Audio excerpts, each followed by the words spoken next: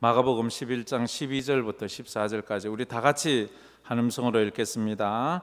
이튿날 그들이 베다니에서 나왔을 때에 예수께서 시장하신지라 멀리서 잎사귀 있는 한 무화과 나무를 보시고 혹 그 나무에 무엇이 있을까 하여 가셨더니 가서 보신즉 잎사귀 외에 아무것도 없더라. 이는 무화과의 때가 아님이라. 예수께서 나무에게 말씀하여 이르시되 이제부터 영원토록 사람이 내게서 열매를 따먹지 못하리라 하시니 제자들이 이를 듣더라. 아멘. 아멘. 하나님의 아들 예수 그리스도에 대한 이야기를 계속하고 있습니다. 마가복음에 제가 설교하는 초점은 제자도입니다. 제자도. 예수님께서 제자들을 어떻게 훈련해 가시는가를 생각하면서 우리도 예수님의 제자 되어 훈련되어 갔으면 좋겠습니다. 그래서 저는 그런 마음이 있습니다. 설교를 그냥 설교로 듣지 마시고 이걸 갖다가 훈련이다 아니면 이게 성경 공부다 이런 식으로 해서 곧 좀 뭔가 이렇게 한 주제를 마치고 나서는 우리 성도들이 거기에 대해서 좀 더 깊이 알고 성장해 갔으면 좋겠다 하는 그 마음. 그리고 첫 번째는 제가 이런 설교를 하고 나면 제 스스로가 조금 성경을 보는 눈이 더 깊어지는 걸 좀 느낍니다. 특히 그래서 저는 늘 새벽 예배를 권하고 싶습니다. 새벽 예배를 여러분들이 같이 저하고 늘 예배를 드리면 평상시에는 평생 예수 믿어도 우리가 읽어보지 못하는 그런 성경 본문을 읽고 설교를 듣게 돼요. 설교자도 그런 본문은 사실 설교를 못합니다. 근데 새벽 예배 때 제가 할 수 있는 이유가 뭔가 하면 한 장 한 장 한 절 한 절 차례로 해가기 때문에 전후 문맥에 비추어 보아 그 문맥이 이해되기 때문에 해요. 그 부분만 똑 떼서 보면 도무지 이해 안 되는데, 그래서 성경은 쭉 전체적으로 차례대로 잘 읽어가는 것이 굉장히 중요하다 할 수 있습니다. 그리고 그래야지만 성경 본문이 우리에게 이야기하는 것을 왜곡시키지 않고 성경 본문이 해석하고 싶은 대로 해석을 해야지 설교자가 임의로 자기 기분 따라 해석하는 그 우를 좀 우리가 막을 수 있다 하는 것입니다. 사실 인간이 완벽하지 않기 때문에 아무리 정확하게 해석을 하려고 해도 거기에는 조금 왜곡된 부분이 없을 수는 없거든요. 그래서 이 마가복음을 제가 지금 차례대로 쭉 설교를 하고 있지 않습니까? 이러면 전에 같으면 이런 한 부분을 하면 그 부분만 가지고 하다 보니까 전후 문맥에서 이야기하려는 의도와 관계없이 그 문제를 가지고 그 문제만에 초점을 하는데, 지금 쭉 하다 보니까 이 마가복음 1장부터 계속해서 연결되는 그 주제를 붙잡고 이야기를 하기 때문에 전체 주제가 어느 정도 이런 논리성을 가지고 또 이 설교자의 임의적 해석을 우리가 막을 수 있다 하는 것이 있습니다. 이 마가복음은 제가 제자도 입장에서 한다고 그러는데, 제자도에서 있어서 제가 늘 주장하는 것은 하나님께 맡기는 거예요. 맡기는. 하나님의 제자가 되어 살고 하나님을 믿는 성도가 된다는 것은 내 인생을 맡기는 겁니다. 맡기는 훈련을 우리가 이제 하나하나 해 가야 되는데, 처음부터 큰 걸 맡길 수는 없잖아요. 작은 것부터 일주일에 1시간 주일 예배 정도, 그 다음에 또 한 2시간 3시간, 그리고 물질도 11조도 드려보고 감사헌금도 드려보고 목적헌금도 조금씩 맡기는 거예요. 내 인생. 그래야지만 끝에 가서 가장 중요한 것을 맡길 수 있어요. 뭐예요? 생명을 맡길 수 있죠. 죽음의 순간에 이걸 하나님께 맡겨야 돼요. 맡기면 그만큼 편해요. 수영을 잘 하자면 몸을 물에 맡겨야 돼요. 그러면 몸이 물에서 둥둥 뜨고 자유로워질 수 있다. 우리의 생명을 주님께 맡기세요. 그러면 자유로워져요. 못 맡기면 불안하고 초조하고 염려스럽고 잠 못 자고 스트레스 받고 너무 힘들어요. 우리 자녀도 맡기고 우리의 삶의 어려운 부분들을 한번 맡겨보세요. 맡기는 거예요. 그걸 다른 말로 내려놓는다 이렇게 내려놓는다. 건강의 문제도 한번 맡겨보세요. 먹고 사는 문제도 한번 맡겨보세요. 참 그러면 어떻게 당장 오늘 먹을 게 없는데요. 그거 맡겼다가 나 당장 내 인생 망하는데 막 이런 마음이 있지요. 그렇지요. 참 그게 힘든 거예요. 그래서 우리가 맡기자는 거예요. 맡기기 위해서는 우리가 십자가를 져야 돼요. 예수님이 지신 십자가. 예수님이 이 땅에 오실 때, 그리고 십자가 지실 때 모든 걸 하나님께 맡기잖아요. 아버지여 내 뜻대로 마옵시고 아버지 뜻대로 하옵소서. 이 훈련들이 하나하나 돼가야 되는데, 여기서 더 진전이 안 되면 우리의 믿음은 더 성장이 없는 거예요. 늘 10년 전이나 지금이나 예배는 드리고 있는데 성장이 없어요. 성장이 없어요. 예배의 기쁨도 없고 신앙생활의 즐거움도 없고 이런 거예요. 늘 예배는 드려요. 예배당에는 와요. 근데 내 신앙이 자라지 않는다니까요. 기쁨이 없다니까요. 즐거움이 없다니까요. 십자가를 져야 돼. 그래서 십자가를 지고 십자가가 이해되는 그 순간 성경이 이해되기 시작해요. 그냥 눈이 버뜩 뜨인다고 하나요? 어느 하나가 이해되고 그것이 해석되면 그 다음에 다른 건 또 더 쉽게 그것이 이해되는 걸 봐요. 성경, 여러분도 아마 그런 분이 더 많을 거예요. 성경을 읽다가 어느 한 부분에서 예수를 한번 만나세요. 구약도 좋고 신약도 좋고 어디든 관계없어요. 예수님을 한번 만나면 그게 기폭제가 되어서 다른 데서도 계속 예수를 만나게 되는 그런 것들을 보게 돼요. 그걸 한번 깨달으면 얼마나 신기하고 재미있는지 몰라요. 성경 읽는 것도 너무 재미있고요. 설교 듣는 것도 너무너무 재미있고 그래요. 왜냐하면 설교나 성경을 통해서 내가 예수를 자꾸 만나기 때문에 그래요. 예수를 만나기 때문에. 저는 구약에서 예수를 처음 만났어요. 저는 예수님에 대해서 잘 몰랐어요. 그런데 어느 순간 성경을 보는데 이 예수님에 대한 이야기 같아. 이건 신약의 예수님에 대한 이야기를 여기서 지금 쓰고 있네. 이런 걸 제가 깨달았어요. 그리고 보니까 여기서도 예수님 얘기, 저기서도 예수님 얘기, 막 이것도 예수님 얘기, 막 예수님이 이 구약에서 막 깨달아지는 거예요. 그러면서 이게 은혜가 되는 거예요. 그러면서 성경을 보면서 또 눈물이 나고 은혜가 되고 그런 것을 제가 경험했습니다. 십자가를 이해하지 않고서는 어떤 성경 말씀도 잘 이해하기가 어렵습니다. 이제 예수님의 마지막 한 주간이 시작되었어요. 예수님 인생의 마지막 한 주간은 어떻게 시작돼요? 예루살렘 입성으로 시작되잖아요. 나귀를 타시고. 지난번에 제가 했을 때 그 얘기를 드렸지요. 예수님께서 이 땅에 오셨을 때 최종 목적지가 어디예요? 왕궁이 아니었죠? 예수님의 최종 목적지는 십자가 위에요. 십자가가 어디예요? 제단이잖아요. 제단에 드려지는 어린 양이 되는 거예요. 예수님이 이 땅에 오신 건 뭘로 왔어요? 하나님의 어린 양으로 왔죠. 제물로. 인간의 죄를 사해 주기 위한 하나의 제물로 오셨잖아요. 제물이 서야 되는 곳은 왕궁이 아니고 제단이에요. 그 제단이 십자가 제단이에요. 그 제단은 어디에 있나요? 성전에 있잖아요. 하나님을 만나는 곳은 성전에서도 지성소예요. 지성소 법궤 위에서 하나님이 시온자에서 만나주세요. 그래서 십자가를 지성소라고 하는 거예요. 그 지성소에는 누구만 들어갈 수 있어요? 대제사장만 들어갈 수 있어요. 제사장들도 들어갈 수 없어요. 대제사장도 1년에 한 번만 들어가는 곳이에요.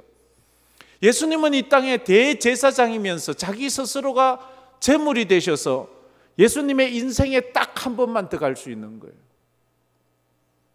거기서 대제사장이 지성소에 들어가서 하나님 앞에 어린 양의 보혈의 피를 그 법궤 내 귀퉁이에 바르고 여호와여 우리의 죄를 사하여 주시옵소서 했을 때 하나님이 그 피의 제사를 받으시면 제사장은 거기서 살아나와요.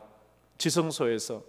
그러나 하나님이 그 제사를 받지 않았다고 생각하고 너희들의 그 제사는 불완전하고 불결하고 잘못되었다고 하면 대제사장은 지성소에서 죽습니다. 살아나오질 못해요. 예수님이 십자가에서 살아나와야 돼요. 그래야지 예수님이 드린 이 십자가가 완벽한 십자가가 되고 제사함의 증거가 되는 거예요. 예수님은 십자가에서 죽으셨어요.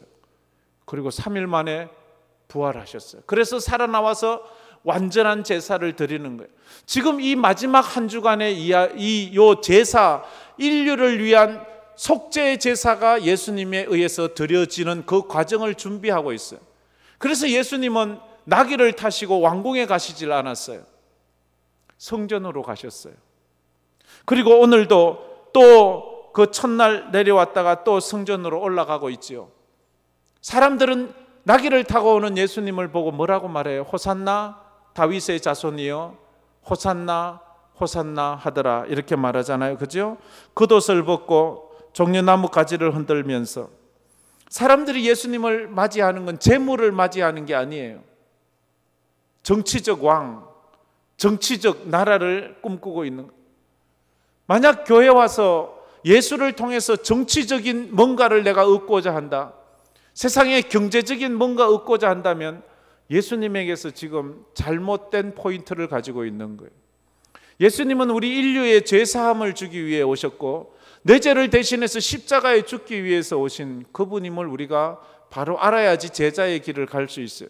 제자들이 왜 다 미끄러지나요? 그 전날 가룟 유다는 물론이거니와 다른 제자들도 왜 예수를 부인하고 도망가나요? 그 사람들은 예수가 재물 되는 것을 원치 않아요. 예수가 죽는 걸 원치 않아. 예수는 살아서 왕이 되기를 원하고 있는 거예요. 여러분은 지금 예수님이 왕이 되기를 원하시나요? 이 땅에 정치적으로 군림하는 왕이 되기를 원하시나요? 이게 이해가 안 되면 참 이 신앙이 한 걸음도 못 나가요. 한 걸음도 성장하지 않는 거예요. 오늘 이제 11절 말씀 이렇게 12절 말씀 이렇게 생각. 이튿날 그들이 베나니에 나왔을 때, 이튿날 아침이에요. 이튿날 예수님이 이제 마지막 공생의 그 한 주간 중에 하루가 지나가고 이제 두 번째 날이 되었어요. 이튿날 그들이 베다니에서 나왔을 때에 예수께서 시장하세요. 배가 고프다는 거죠. 예수님이 지금 배가 고파요. 배가 고파서 먹을 것을 구하세요. 뭐 2000년 전 거기에 무슨 식당이 있었겠습니까? 뭐 아침에 시장이 있었겠습니까? 공장이 있었겠어요? 뭐 편의점이 있었겠어요? 그래서 예수님이 시장하신데, 예수님이 그러고 돈도 있는 게 아니고 뭐 누군가가 줘야지 먹는 그런 사람인데, 근데 배가 고팠어요. 그래서 어떻게 해요? 13절에 이제 배가 고프신 그분이 어떻게 하는가 하면 무화과 나무에 가보세요. 예수님이 배가 고팠다는 말은 무슨 뜻이에요? 예수님도 인간이라는 뜻이에요. 예수님은 예수님이 무슨 배가 고파, 예수님인데 이러면 안 돼. 예수님도 꼭 인간이에요. 완벽한 인간이 돼야 돼. 하나님 앞에 인간의 죄를 사하는 완벽한 제물이 되기 위한 조건, 첫째, 인간이어야 돼요. 인간. 둘째, 죄가 없는 인간이어야 돼요. 근데 인간 중에 죄 없는 인간이 누가 있나요? 근데 예수님은 그래서 인간이 된 거예요. 하나님이면서 말씀 한마디로 인간 죄 사해 적으라 하면 되는데, 하나님의 공의는 그게 아니에요. 인간이면서 죄가 없는 사람이어야 돼요. 완벽한 사람. 그래서 예수님은 배가 고픈 거예요. 지금 우리와 똑같은 육체적 한계를 가지고 계세요. 피곤하세요. 슬프세요. 분노하세요. 똑같아요. 근데 예수님은 죄가 없어요. 우리는 우리의 이 부족한 인성 때문에 죄 짓잖아요. 배가 고파서 남의 것을 빼앗고, 가난하기 때문에 남의 것을 도둑질하고 싶고, 내가 완전하지 않기 때문에 남을 시기하고 질투하고 저주하고, 우리는 우리의 한계 때문에 남을 죄짓고 남을 미워하잖아요. 근데 예수님은 그 예수님의 한계 때문에 죄짓지 않아요. 남을 미워하지 않아요. 하나님 앞에 그렇게 인정받지 못할 그런 삶을 살지 않아요. 빌립보서 2장 7절 8절 말씀에 이런 말씀하죠. 우리 다 같이 한번 읽어보았으면 좋겠습니다. 빌립보서 2장 7절 8절 스크린 보면 다 같이 읽겠습니다. 오히려 자기를 비워 종의 형체를 가지사 사람들과 같이 되셨고, 8절 사람의 모양으로 나타나사 자기를 낮추시고 죽기까지 복종하셨으니 곧 십자가에 죽으심이라. 자기를 낮추시고 종의 형체 사람이 되셔서 사람의 모양으로 나타나시고 십자가에 죽으셨어요. 하나님이 어떻게 죽어? 말이 안 되지. 그러나 사람이 되셔서 하신 거예요. 그래서 이제 배가 고파서 예수님이 하신 일은 13절 말씀에 멀리서 잎사귀 있는 한 무화과를 보시고 혹 그 나무에 무엇이 있을까 하여 가시더니 가서 본적 무화과에 열매가 없는 거예요. 무화과에 갔는데 무화과 나무에 열매가 없어요. 무화과 나무는요 1년에 2번 열매를 맺히는 나무랍니다.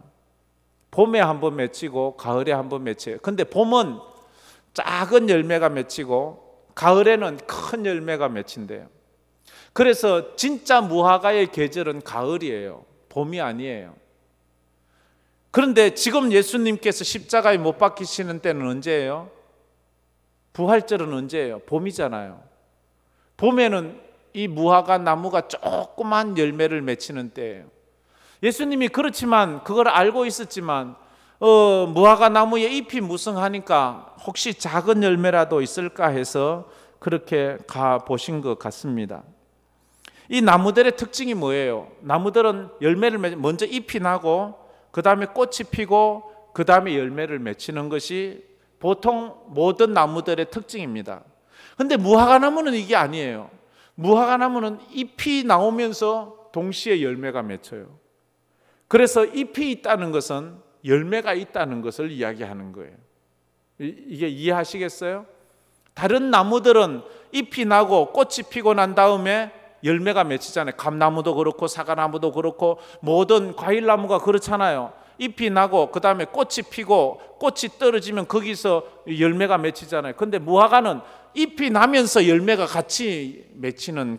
그래서 열매가 있다는 것은 잎이 있다는 것은 무슨 말이에요? 열매도 있다는 말이에요. 무화과 나무는 잎이 무성하면 열매가 있을 것이라고 생각해서 갔는데 열매가 없는 거예요. 열매가 없는 거예요. 이것은 잎만 무성하고 열매는 하나도 없는 무화과 나무는 이스라엘의 외식적 삶, 열매 없는 삶을, 이스라엘 사람들이 겉으로는 풍성해요. 외형으로는 경건의 모양은 있어요. 근데 경건의 열매가 없어요. 경건의 능력이 없어요.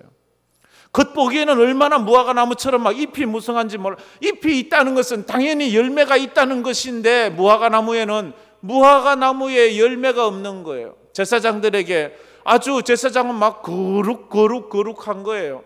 서기관들 바리새인들 거룩한 거예요. 그런데 신앙에 열매가 없어요. 주님이 오셔서 열매가 있는가 봤는데 열매가 없는 거예요. 열처녀 비유하고 똑같은 거예요. 다 똑같이 예쁜 옷을 입고 화장도 하고 등을 들고 있어요. 다 멋있어요. 그런데 기름이 있는 사람과 없는 사람의 차이예요. 열매가 있는 사람과 없는 사람, 믿음이 있는 사람과 없는 사람의 차이점을 우리가 볼 수가 있어요. 그러자 예수님께서는 14절에 아주 심할 정도로 이야기를 하시는 거예요. 우리 14절 말씀 다 같이 한번 읽어보겠습니다. 예수께서 나무에게 말씀하여 이르시되 이제부터 영원토록 사람이 내게서 열매를 따먹지 못하리라 하시니 제자들이 이를 듣더라. 나무에게 말해요. 내가 앞으로 영원토록 너에게서 열매를 사람들이 따먹지 못할 거야. 이게 참 무서운 말 아닙니까? 나무가 열매를 맺는 것은 당연한 것이고 나무의 사명입니다. 나무는 열매를 맺힘으로 자기의 본연의 사명을 감당하는 것입니다. 과일나무가 열매를 맺히지 못하면 나무는 사명을 감당하지 못하는 것입니다. 그처럼 피조물은 창조주의 말씀에 순종하며 살아야 됩니다. 그것이 나무는 피조물로서 조물주가 너는 나무다 열매를 맺히며 살아라 매년. 그런데 열매를 안 맺힌 거예요. 우리 사람들은 너는 인간이야 하나님을 섬기며 살아야 돼. 그게 순종의 표시예요. 나무는 열매를 맺힘으로 조물주에 대한 순종을 표하는 거예요. 나무가 열매를 안 맺히면 순종 안 한다는 뜻이에요. 하나님께서 햇빛을 주시고 비를 주셔서 나무를 자라게 하셨잖아요. 그러면 나무는 하나님의 은혜에 보답을 해서 열매를 만들어내야 돼요. 그게 나무의 사명이에요. 이는 하나님의 은혜로 이스라엘 사람들이 예루살렘 성전에 살고 있지 않습니까? 그러면 그 예루살렘 성전에서는 신앙의 열매가 맺혀져야 되는 거예요. 성령의 열매가 맺혀져야 되는 거예요. 거룩한 열매가 맺혀져야 되는데 예루살렘 성전에서는 열매가 맺혀지지 않아요. 우리가 다음번에 보겠지만 15절부터 18절까지 예수님이 성전에 들어갔는데 거기서 돈 바꾸는 자들, 비둘기 파는 자들, 그래서 예수님이 그 상을 뒤집어 엎잖아요. 예수님이 원했던 신앙의 열매가 없는 거예요. 우리 교회에 오셨는데, 황금교회가 하나님의 은혜로 지금까지 이렇게 왔는데 하나님이 원하시는 성령의 열매가 없는 거예요. 그러면 우리는 하나님 앞에 순종하지 못한 거예요. 무화과 나무를 향하여 너는 다시 열매를 맺지 못할 것이다 라고 이야기. 지금 무화과 나무는 나무 이야기가 아니에요. 이건 그 이야기가 아니잖아요. 우리 이거 이스라엘 백성들에 대한 이야기잖아요. 그죠? 이는 당시 이스라엘의 모습이에요. 성전의 모습이에요. 무화과나 포도나 이스라엘은 같은 거예요. 무화과는 이스라엘을 상징하고 포도도 이스라엘을 상징해요. 호세아서 9장 10절에 보면 그게 잘 나와 있어요. 저 말씀 우리 다 같이 한번 읽어봅시다. 옛적에 내가 이스라엘을 만나기를 광야에서 포도를 만남같이 하였으며 너희 조상들을 보기를 무화과 나무에서 처음 맺힌 첫 열매를 본같이 하였건. 저 보면 또 있네요. 그들이 바알볼에게 가서 부끄러운 우상에게 몸을 드림으로 저희가 사랑하는 우상같이 가정하여졌도다. 저 보면요, 이스라엘이 포도고 포도가 무화과고 이 동격이 동격. 예수님은 예루살렘에 올라가셔서 성전에 들어갔어요. 그들이 성전에서 드리는 예배, 제사를 보고 기도를 보고 그들의 삶을 보았는데 믿음이 없는 예배와 제사와 기도를 드리는 거예요. 잎이 무성해서 사람들에게 기대감은 주었지만 잎이 없는 거예요. 예수님은 배가 고프잖아요. 지금 배가 고프신 주님이 기대감을 가지고 무화과 나무에 갔는데 열매가 없이 실망하게 만드는 거예요. 이게 위선적 바리새인들이, 세상 사람들은 저분은 거룩할 거야, 저분은 대단할 거야 갔는데 그에게서 열매가 없는 거예요.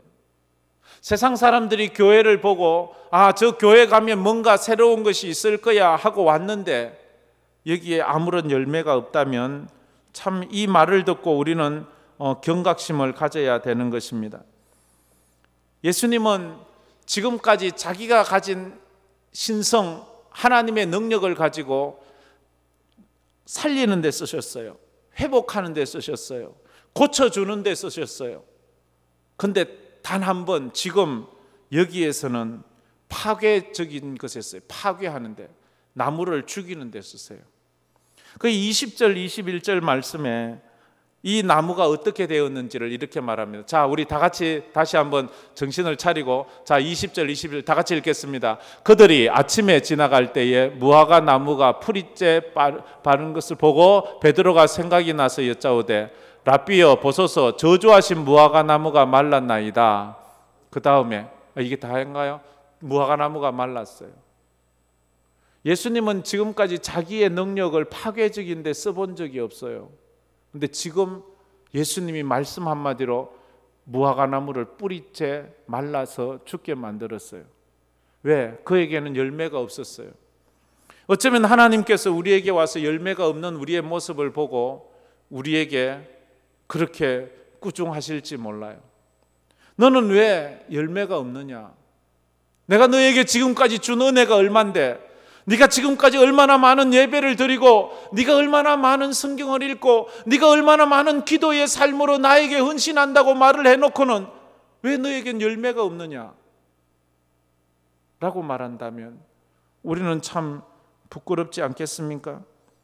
무화과 나무로 상징되는 이스라엘이 이제 시들어 열매를 맺지 못하는 무화과처럼 구속사에서 영원히 사라지는 그런 모습을 우리가 보게 됩니다. 실제로 예수님의 이 예언은 예루살렘에 이루어졌고 그 무화과 나무가 뿌리채 말라서 소멸되어 없어진 것처럼 예루살렘 성전은 주후 70년에 로마의 디도 장군에 의해서 다 불타고 무너지고 파괴되어서 돌 위에 돌 하나 남지 않고 예루살렘은 사라지고 맙니다. 그 무화과 나무가 사라진 것처럼. 얼마나 참 놀라운 일이에요. 그래서 더 이상 예루살렘은 영혼 구원을 하는 구원의 열매를 맺는 중심지가 되지 않아요. 지금 예루살렘에는 예수의 이름이 높여지는 게 아니잖아요. 예루살렘은 구약의 하나님만 믿고 있지 신약의 예수님은 믿지도 않잖아요. 완전히 지금 이스라엘은 그때 뿌리채 말라버린 무화과 나무처럼 아무것도 할 수 없는 그냥 관광지가 되어버리고 말았지 않습니까? 요한계시록에서 내가 촛대를 옮기리라 했던 것처럼 촛대가 예루살렘에서 저 구라파로 유럽으로 영국으로 미국으로 다른 데로 자꾸 옮겨지고 있는 것. 그래서 하나님의 원하시는 열매가 없을 때 무화과 나무가 말라 죽듯이 그 지역이 점점 말라져 가는 것을 우리는 역사를 통해서 너무 잘 알고 있습니다. 소아시아 7교회가 이미 관광지가 되어버렸잖아요. 그렇다면 과연 우리 이 대한민국은 어떻게 될까요? 다시 한번 살려야 되지 않겠습니까? 이 황금교회는 어떻게 될까요? 주님이 오셔서 무화과 나무의 이파리를 보고 열매를 찾는데 열매가 없다면, 그래서 우리가 참 열매를 맺히자면 보통 자기를 부인하고 자기를 내려놓고 자기를 십자가에 못 박지 않고는 어려운 거예요. 왜냐하면 나도 먹고 살아야지요. 나도 세상 살아야 되는데요. 이렇게 말하면서 우리는 주님의 일보다 나의 일에 신경 쓸 때가 더 많거든요. 본문은 경건의 모양이 중요한 것이 아니라 경건의 능력이 중요하다는 것을 우리에게 이야기해 주고 있습니다. 형식적인 신앙으로는 하나님을 기쁘시게 할 수 없어요. 주님이 찾으실 때 그에게는 열매가 있어야 돼요. 신랑이 왔을 때 그에게는 기름이 있어야지만 된다고요. 기름이 없으면 아무 의미가 없어요. 열매가 없으면 아무 의미가 없어요. 그 바깥에 쫓겨나서 슬피 이를 갈며 울고 앉아 있다는 그 표현밖에는 할 것이 없어요. 잎만 무성하여 뿌리까지 말라버린 이 무화과 나무는 누구입니까? 어쩌면 지금 나의 모습은 아닙니까? 지금 우리의 모습은 아닙니까? 예배는 있어요. 모임은 있어요. 사역도 있어요. 그런데 우리에게 기쁨이 있나요? 우리에게 성령의 그러한 충만함이 있나요?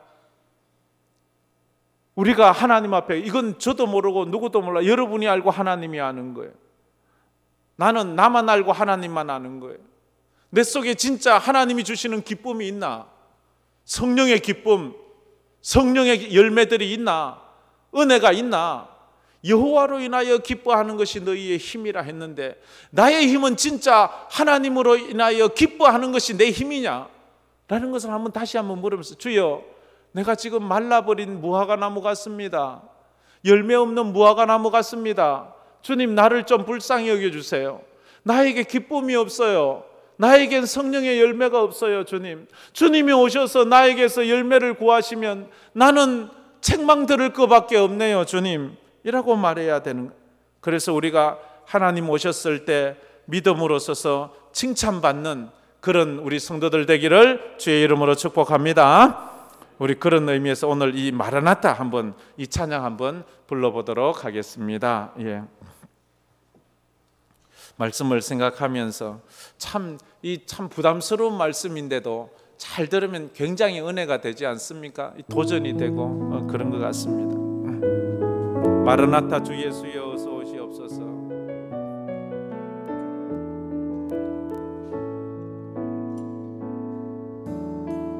마라나타, 주 예수여 어서 오시옵소서. 땅의 모든 끝, 모든 족속 주를 찬송하게 하소서. 마라나타 주 예수여, 마라나타 주 예수여, 어서 오시옵소서. 모든 열방이 주께 돌아와 춤추며 경배하게 하소서. 우리 주님 다시 오실 길을 만들자. 십자가를 들고 땅끝까지 우린 가리라. 우리 주님 하늘 영광 온 땅 덮을 때 우린 땅끝에서 주를 맞으리. 마라나타 마라나타. 아멘. 주 예수여 오시옵소서. 마라나타 마라나타.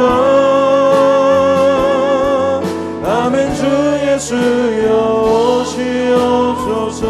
마라나타 마라나타 마라나타 마라나타. 아멘. 주 예수여 오시옵소서. 마라나타 마라나타. 아멘. 주 예수여 오시옵소서. 마라나타 마라나타 마라나타. 아멘. 주 예수여 오시옵소서. 마라나타 마라나타. 아멘. 주 예수여 오시옵소서.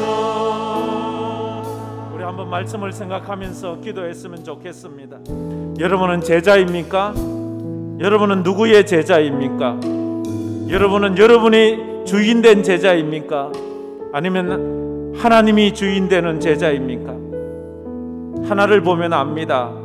누구에게 내 인생을 맡기고 사느냐 하는 것입니다. 여러분의 인생을 여러분에게 맡기고 삽니까? 아니면 하나님에게 맡기고 삽니까? 코로나 시대를 지나가면서 우리는 다시 한번 이것을 점검해야 합니다. 나는 이 시대를 살면서 믿음에서 미끄러지고 있는가? 아니면 정말로 십자가를 끝까지 붙잡고 버티고 이렇게 살아가고 있는가? 다시 한번 물으면서 나는 주님을 따라갈 때에 잎만 무성한 무화과 나무처럼 열매가 없지는 않은지, 경건의 모양은 있는데 경건의 능력을 부인하는 자는 아닌지 우리가 한번 나 자신을 돌아보아야 합니다. 주님이 오셨을 때에 정말로 너에게 열매가 있느냐 할 때 주님 저에게 열매가 있습니다 드립니다 해야 합니다. 신랑이로다 할 때에 우리가 기름 준비한 지혜로운 다섯 처녀가 되어서 주님 왔을 때에 주님 맞이하고 주님과 함께 혼인잔치에 들어가는 그런 인생이 되게 해달라고, 우리 교회가 그런 교회가 되게 해달라고 우리 다 같이 통성으로 한번 기도하겠습니다.